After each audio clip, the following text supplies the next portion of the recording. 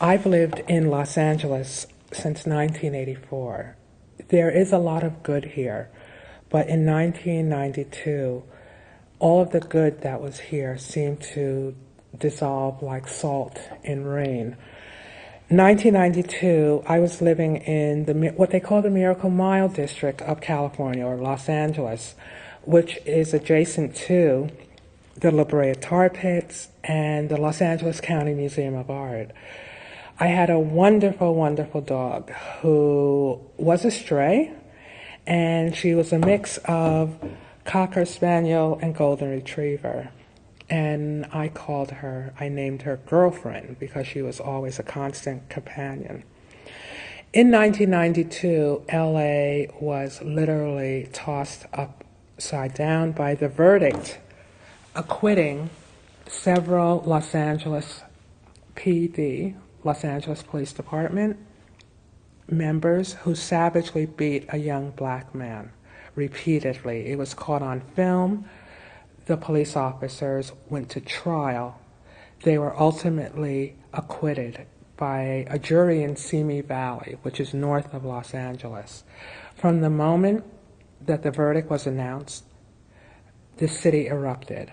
Long-held racial tensions erupted like Mount Vesuvius in Sicily. So for 5 days, it was not just topsy-turvy. Certain civil liberties were curtailed, I would say, because I know that the political powers wanted people not to riot. That failed to happen. LA broke out in riots all over, from Koreatown to South Central LA to Hollywood, Los Feliz even. They did not go to Beverly Hills for obvious reasons, and these were mostly disenfranchised and marginalized people of color, largely black because Rodney King was black.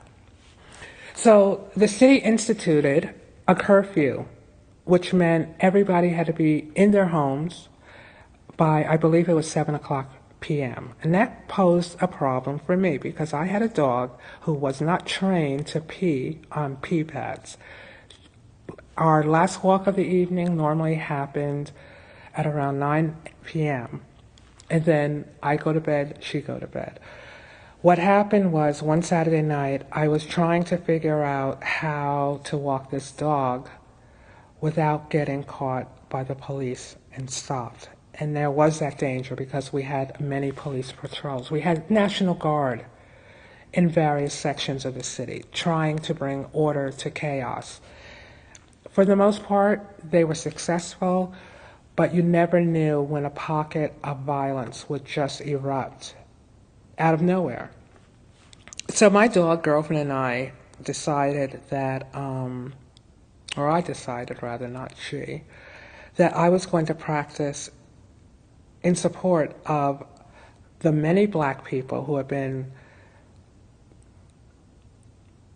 I would say, racially profiled in the city by Los Angeles Police Department, who have been brutalized at the hands of LAPD. My small act of disobedience to the curfew was to walk my dog at 10 o'clock p.m. I think the reality of all that happened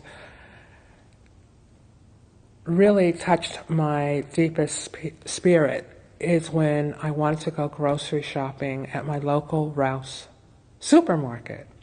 And Rouse is one of the more popular chains, one of the biggest in Southern California.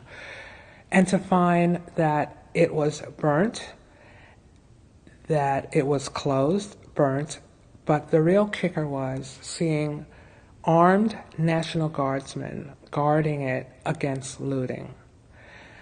It subsequently took many years for that Rouse supermarket to be rebuilt, and it was in our neighborhood. We had burnt out our own supermarket in what I would call 5 days of rage, and it was a horrible time here in Los Angeles.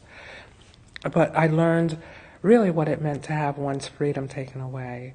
When you're on curfew, when government officials, when city officials say that you will be penalized for not following it, that really brings one up short. You are no longer free to move after a certain hour in a day. And I had never had that happen to me as an adult.